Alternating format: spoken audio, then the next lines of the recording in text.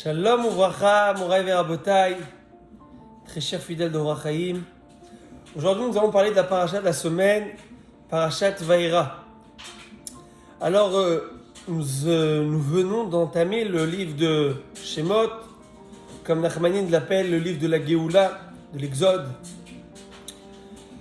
On verra que dans Parashat Vaïra, la paracha de cette semaine, et Parashat Bo, vont se dérouler les 10 plaies.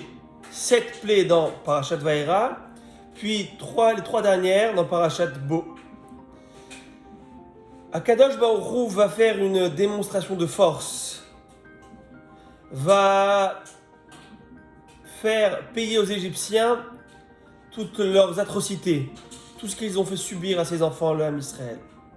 Dam, Tzfardea, Kinim, la plaie du sang, le Nil, et toute source d'eau devient en sang. Tzfardea, les grenouilles, Kinim, les poux, etc. Vous connaissez, fameuse plaie. Et la question que demande Chachamim, pourquoi Kadosh Baruch Hu avait besoin de passer par toutes ces plaies pour pouvoir forcer Paro à renvoyer les bénis Israël d'Égypte, à lâcher prise? Pourquoi il ne pouvait pas simplement faire une plaie, par exemple Dam, et ne pas arrêter cette plaie qui a duré 7 jours, parce que toutes les plaies ont environ duré 7 jours. Pourquoi s'arrêter? Insister jusqu'à que Paro va leur renvoyer les bénis Israël. Mais non, il va avoir Dam, Tzfardea, Kinim, Arov, Dever, Shechin, etc. Pourquoi? Plus encore, on verra que la notion de Yetziat Mitzrayim, la sortie d'Égypte, elle a une place très importante dans la Torah, au point où la Yetziat Mitzrayim est rappelée 50 fois, plus de 50 fois dans la Torah. Qu'est-ce qu'il y a de si important dans Yetziat Mitzrayim? Quel est le message que la Torah veut nous transmettre? Si elle répète tant de fois, ça veut dire qu'il y a quelque chose. Plus encore, on verra que dans le Kiddush, lorsque l'on fait donc le Kiddush où on sanctifie le jour du Shabbat, on va dire que nous fêtons le Shabbat. Pourquoi Zecher les Maaseh Bereshit? On fait Kiddush, on fait Shabbat pour se rappeler en souvenir de Maaseh Bereshit, de la création du monde. Ça c'est clair, c'est compréhensible. Pourquoi? Parce que le Shabbat commémore le jour du repos où Akadosh Baruch Hu a arrêté tout travail après avoir créé le monde. Mais on rappelle dans le Kiddush, Zecher Yetziat Mitzrayim. On fait aussi le Kiddush pour se souvenir de la sortie d'Égypte, en rapport à la sortie d'Égypte. Et la question elle est, quel est le rapport entre la sortie d'Égypte et Maaseh Bereshit, entre la sortie d'Égypte et la création du monde, sortie d'Égypte et le Shabbat? Pour répondre à cela, alors je vais rappeler ce que mon père disait, cette fameuse histoire du Rav Israël Salanter. Alors avant de rentrer dans l'histoire du Rav Israël Salanter, il y a une question qu'on peut se poser. C'est vrai, Akadosh Baruch Hu a créé le monde. On a eu cette émouna. Mais qui le prouve? D'où savons-nous cela? Personne n'était là pour voir et pour témoigner que c'est bien Akadosh Baruch Hu qui a créé le monde. Alors Akadosh Baruch Hu va prouver cela une fois dans l'histoire du monde. Quand est-ce? Durant la sortie d'Égypte. Et je vais ramener donc l'histoire du Rav Salanter qui va illustrer un petit peu ce qu'on est en train de dire. À l'époque, le Rav Salanter, qui était le grand Rav qui a promu le mouvement de Moussar, l'étude de morale juive, à l'époque du 19e siècle, 20e siècle, il avait l'habitude de voyager de ville en ville pour faire du Moussar, pour ramener les gens à la Torah et pour réveiller les cœurs.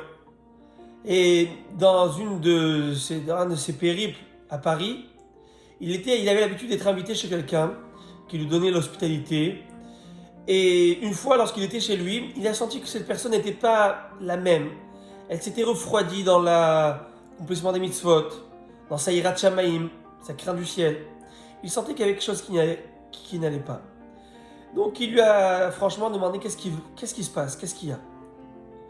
Et cet hôte va lui répondre, il va lui dire: Rabbi, vous avez bien deviné. Voilà, malheureusement, j'ai un voisin qui toute la journée est en train de me poser ces questions et me remet en question sur le fait qu'il y a un créateur dans ce monde, qu'il y a un Hachem. Il va me dire si Dieu existe, et bien qu'il le prouve. Voilà, je vais manger du porc, et qu'est-ce qui va se passer? S'il est là, qu'il prouve qu'il est bien là. Je ne vais pas faire le Shabbat, qu'il prouve que c'est bien lui le maître du monde, et qu'il agisse en conséquence. Tout ça, ce sont des foutaises. Il n'y a pas de Dieu. Et donc son voisin qui était athée, va, avec ses questions, va le refroidir. Et bien sûr, il dit, moi je lui disais arrête tes bêtises, mais franchement, pourquoi Kadosh Baruch Hu ne se dévoile pas, ne montre pas, ne prouve pas sa force s'il a mis cette Torah? Eh bien, que tout celui qui agit contre sa Torah, qui soit balayé. Comment ça se fait que Kadosh Baruch Hu ne prouve pas sa suprématie? Et là, donc le Rav Salanter écoute sa question, il dit, c'est une bonne question, je vais te répondre en temps et lieu, si Dieu veut. Quelques jours plus tard, la fille de cet hôte va rentrer de Vienne, après quelques années d'études dans le grand conservatoire de Vienne, où elle va apprendre la musique, l'art de la musique. Elle revient avec son diplôme, signé par les plus grands noms de la musique, c'est pas Beethoven, Mozart. En tout cas, elle vient et là, Mazal Tov, félicitations, toute la famille autour d'elle pour trinquer et la féliciter. Le Rav qui est dans sa chambre descend voir ce qui se passe. Et donc le maître des lieux va dire au Rav, je suis fier de vous dire, Rabbi, que ma fille revient avec son diplôme de musique. Elle l'a fait après quelques années de dur labeur. Et ben elle a eu, elle a eu son diplôme. Et ils vont donc l'encadrer, le mettre en plein milieu de la pièce, de la salle à manger, tellement le père était fier. Et c'est là que le Rav Salanter va lui dire, écoute ma fille, j'ai une bonne oreille musicale, si vraiment tu es aussi bonne qu'on le dit, prouve-le, il y a un piano à queue au bout de la pièce, fais une petite partition, joue une partition et je vais te dire si vraiment tu es ce qu'on dit. Tu es aussi bien de... Et c'est là que ça a causé une gêne, un froid dans la pièce. Le père va voir sa fille, va dire alors vas-y ma chérie, joue un petit morceau, prouve au Rabbi. Et là elle va voir, elle va dire je comprends pas. Je viens de passer quelques années d'études pour avoir un diplôme. À quoi me sert ce diplôme? Pour que je n'ai pas à prouver à chaque personne qui me lance un défi que je suis une bonne musicienne. C'est pourquoi j'ai fait ce diplôme. Si je dois prouver à chacun et jouer un morceau pour pouvoir montrer mes capacités, eh bien, à quoi me sert alors toutes ces années d'études et ce diplôme? Elle va claquer la porte en quittant, en se fâchant. Ça a causé, comme j'ai dit, un blanc. Mais le Rabbi va se tourner, Rav Salanter va se tourner vers le père et va dire, voilà ta réponse à la fameuse question.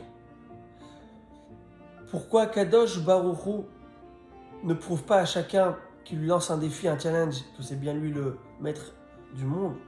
Parce que pas tout imbécile qui va commencer à remettre Kadosh Baruch Hu en question, il va devoir lui démontrer sa force. Hachem l'a fait une fois. Quand est-ce? Qu'à la sortie d'Égypte. Il va montrer sa force, sa souveraineté dans toute la nature. Il va changer les lois de la nature, les règles de la nature. L'eau qui se transforme en sang. La terre qui devient des poux. Bref, dans tout, dans l'air, dans la terre, dans les eaux. Akadosh Baruch Hu va montrer que c'est bien lui le maître de tout. Et c'est pourquoi c'était certainement une affliction pour les Égyptiens, mais c'était une école de Emouna pour nous, Bnei Israël. Une école de 12 mois, où on va comprendre qui est Akadosh Baruch Hu. Alors Akadosh Baruch Hu, durant la sortie d'Égypte, la traversée de la mer Rouge, il va prouver que c'est bien lui qui a créé le monde. Parce que celui qui a la force de changer les lois de la nature, c'est bien lui qui les a instaurées, c'est bien lui qui les a créées. Et bien voilà, Rav Salanter va dire à cet homme, Akadosh Baruch Hu a eu son diplôme de créateur quand est-ce? À la sortie d'Égypte. Pas toute personne qui va aujourd'hui lui demander de prouver que c'est bien lui le créateur, il va le faire. Tu veux y croire? Ouvre les yeux. C'est Umarom et Nechem, Urumi Baraele. Levez les yeux vers les cieux et regardez qui a créé ce monde. Il n'est pas venu par hasard. Il y a bien un Kadosh Baruch Hu qui a créé le monde.